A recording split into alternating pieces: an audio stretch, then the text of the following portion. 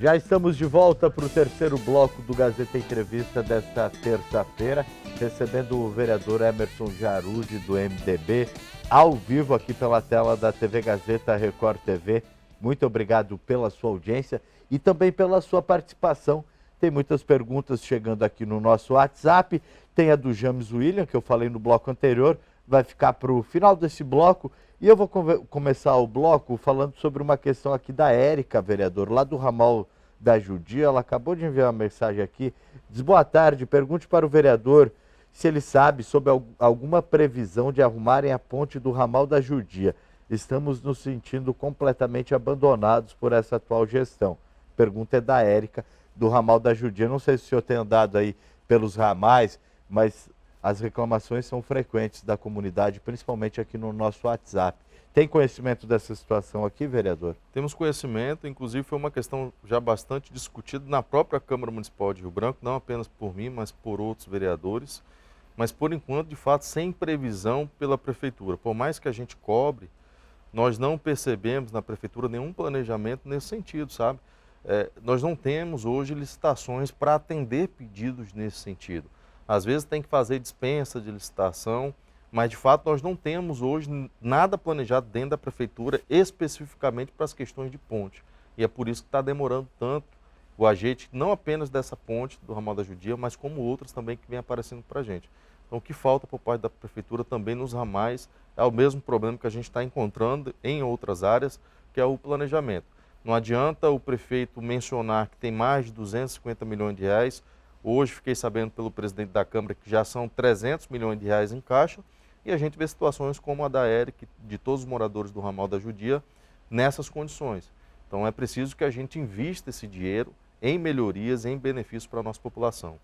Nas suas andanças pela nossa capital, vereador, qual tem sido a principal reclamação que o senhor tem ouvido da população? Infraestrutura. Nós precisamos ainda avançar muito na questão da infraestrutura. Nós temos hoje bairros com problemas graves de saneamento básico, e quando falo de saneamento básico, esgoto a céu aberto, falta de água muito grande.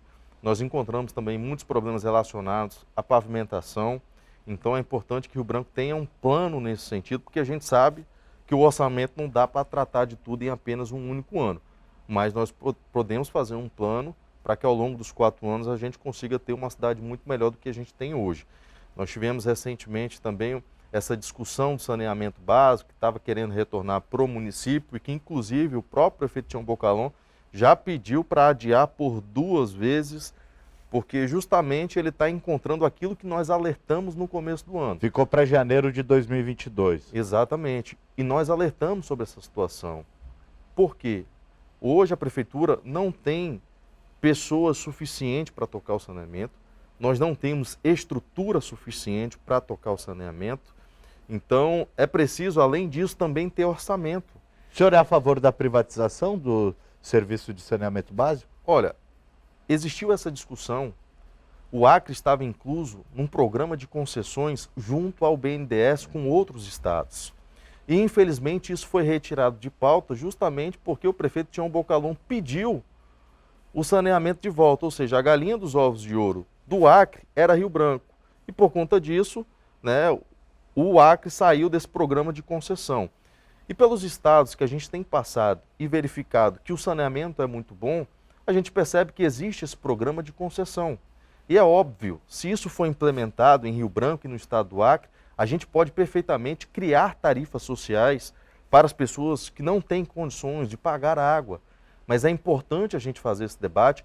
Eu, particularmente, defendo isso, porque as notícias provam e as investigações também da Polícia Civil, no sentido de que o DEPASA, por exemplo, tem sido objeto de corrupção por muitos e muitos anos, inclusive utilizado para fins eleitorais. Então isso tem que acabar. Nós temos que ter uma organização do saneamento básico para que assim a gente possa tirar o estado do Acre do período medieval, quando o assunto é saneamento básico. Nós estamos em 2021 e 8 entre cada 10 acreanos não possuem saneamento básico. Isso mostra que o Estado, ao longo do tempo, foi extremamente falho com essa problemática. Então, é extremamente importante que a gente faça esse debate das concessões para que assim a gente possa trazer dignidade para as pessoas que moram no nosso estado do Acre. Vereador, o senhor é presidente da Comissão de Ética da Câmara de Vereadores de Rio Branco, né? A gente tem visto alguns parlamentares envolvidos em investigações sobre compra de votos, inclusive investigações comandadas pela Polícia Federal. A gente tem visto o Ministério Público investigando essa questão das viagens dos parlamentares durante o período de pandemia. Tem vereadores que já viajaram 3 vezes só em 2021 para fazer cursos fora do estado, que é um gasto do dinheiro público que talvez poderia ser evitado até com cursos remotos que têm ganhado cada vez mais espaço nesse período pandêmico. O que a Comissão de Ética tem feito a respeito desses casos que estão sendo investigados pelo Ministério Público, pela Polícia Federal? A Comissão de Ética ela atua quando ela é provocada, ela não atua de ofício. E para isso, todo e qualquer eleitor que se sentir no direito pode procurar a Câmara Municipal de Rio Branco e abrir um procedimento nesse sentido para que a gente possa dar os devidos encaminhamentos. Quanto à questão das viagens, Gabriel, isso já foi objeto, inclusive, de discussão minha e de outros parlamentares desde 2017, quando eu estou lá. É preciso ter responsabilidade com o dinheiro do pagador de impostos. Eu, particularmente, fiz uma redução no meu mandato que resultou numa economia de quase R$500 mil na primeira legislatura que nós tivemos. Eu segui, inclusive, com isso nesse segundo mandato. Então, hoje, por exemplo, quando eu preciso viajar a serviço da Câmara, eu recebo como um servidor comum da casa, eu não recebo como vereador. E isso significa dizer que é 50% menos do que é utilizado. Então, cabe nós termos bom senso, principalmente nesse momento de pandemia, onde a gente precisa destinar dinheiro para aquilo que de fato é importante para a nossa sociedade, que é a gente combater a pandemia, do que ter gastos desnecessários. Então, a gente precisa ter união, não apenas dos vereadores, mas também dos deputados, dos senadores, do próprio Tribunal de Justiça, do Ministério Público, do Tribunal de Contas, e a gente se unir em prol da mesma causa, que é colocar o dinheiro para quem mais precisa, que é a nossa população. Seja em infraestrutura, como a gente falou agora há pouco, seja na educação, como a gente também tratou agora há pouco, ou seja na questão da mobilidade do nosso município. Então a gente precisa fazer esse esforço. Nós que somos ditos como autoridades, precisamos dar o exemplo. E esse exemplo precisa ser construído o quanto antes para que a gente possa avançar nas principais problemáticas do nosso estado do Acre. Então eu, na Comissão de Ética, eu busco tratar dos assuntos de maneira muito objetiva, até pela questão da formação também em direito, e quando chegam problemas relacionados a isso, a gente obviamente atua. Quanto à questão da compra de voto, essa é uma questão que infelizmente acontece no Brasil como um todo e que merece ter uma punição exemplar. Eu acredito que a gente, além de punir a pessoa que compra o voto, também temos que punir aquele que vende, porque só há compra porque há quem vende. E isso precisa ser criminalizado no nosso Brasil. Nós precisamos avançar nesse sentido para que assim a gente acabe com aquilo que mais prejudica hoje a nossa democracia, que é essa questão da barganha do voto. Isso precisa acabar para que a gente consiga ter melhores representantes, para que a gente possa ter no Congresso Nacional, nas câmaras e também nas assembleias, pessoas que de fato tenham compromisso com a nossa população e não apenas busque retirar aquilo que foi investido durante o período eleitoral através da compra de voto ou da troca de favores. Vereador, o Farias, da Baixada Sobral, ele pergunta aqui sobre o restaurante popular, se o vereador não acha que deveríamos ter mais unidades do restaurante popular na capital. É a pergunta do Farias, lá da Baixada Sobral. Com toda certeza, Farias, e até agradeço pela pergunta, por conta do seguinte, Gabriel, nós vemos falando há muito tempo já sobre a reabertura do restaurante popular, que desde o início da pandemia está fechado. E era extremamente importante que retornasse, porque nós tivemos grandes problemas relacionados à alimentação da nossa população, principalmente aquela população que não tem condições de pagar por uma refeição digna. Com o preço dos alimentos hoje, né? Com a alta dos alimentos. Então, o restaurante popular daria um suporte muito importante neste período de pandemia. Mas isso não foi feito. E, novamente, agora, na atual gestão, desde fevereiro que nós retornamos os trabalhos, essa foi uma das nossas principais pautas, a reabertura do restaurante popular. O prefeito Tião Bocalon anunciou que teria uma reforma, mas não deu prazo. Nós cobramos isso novamente. O resultado é que na semana passada nós tivemos uma resposta da prefeitura que dentro de 30 dias o restaurante popular da Baixada da Sobral seria reaberto. Então a gente continua fiscalizando para verificar se esse prazo de fato vai ser cumprido. Um outro ponto também, Gabriel, foi objeto, inclusive, de emenda minha ao plano plurianual. Para quem não sabe, o plano plurianual é aquele que define as diretrizes e as metas da prefeitura para os próximos 4 anos. Então, dentro desse plano plurianual, eu apresentei 7 emendas. Uma delas foi justamente sobre a questão do restaurante popular, para que nós pudéssemos abrir pelo menos mais 2 restaurantes populares. Um na região do 2º distrito e outro na parte alta da cidade. Dessa forma, nós teríamos 3 restaurantes populares, atendendo a nossa população, principalmente a população mais vulnerável que não tem condições de fazer uma alimentação digna. Vereador, 1h52 na capital acreana.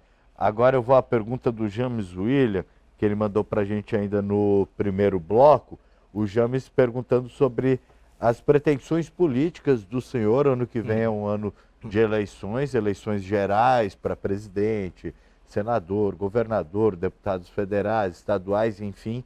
E o senhor pretende participar desse pleito ou vai ficar só nos bastidores em 2022? Olha, Gabriel, eu sou um felizado por estar no 2º mandato. Para quem não sabe, eu fiz uma campanha em 2016, sem placa nas casas, sem carro de som nas ruas, sem pessoas pagas para balançar bandeiras. E, graças a Deus, a população de Rio Branco me deu uma oportunidade de mostrar o meu trabalho, de prestar um serviço. Eu sempre digo que eu sou um servidor público eleito. Então, naquela oportunidade, eu fui o 9º mais votado. Agora, em 2020, nós tivemos a oportunidade de ser reconduzido, sendo o 4º mais votado na nossa capital. Então, isso nos deixa muito felizes e, principalmente, né, pelo o bom resultado que a gente vem tendo através da população. Nós tivemos uma pesquisa também, recentemente, no qual avaliou o nosso trabalho como o melhor mandato, ou o mandato que mais trabalha por Rio Branco neste ano. Então, isso nos deixa muito felizes e, claro, a gente vai começar a pensar em estender um pouco mais essa política, dar passos maiores para que assim a gente possa contribuir muito mais. Agora, eu estou no momento de ouvir a população. Eu acredito que, como servidor público eleito, a gente tem que ouvir a população. Então, vamos ouvir, eu acredito que o momento é para isso e vamos deixar as pretensões políticas para o ano de 2022, porque é lá onde a gente vai resolver. Agora, eu continuo me preparando, inclusive estou finalizando agora em dezembro, uma pós-graduação pela PUC do Rio Grande do Sul, em gestão, governança, setor público, para que a gente possa prestar um serviço ainda melhor para a nossa população. O foco tem sido esse e vai continuar sendo o trabalho. As pretensões políticas a gente vai deixar para o momento apropriado.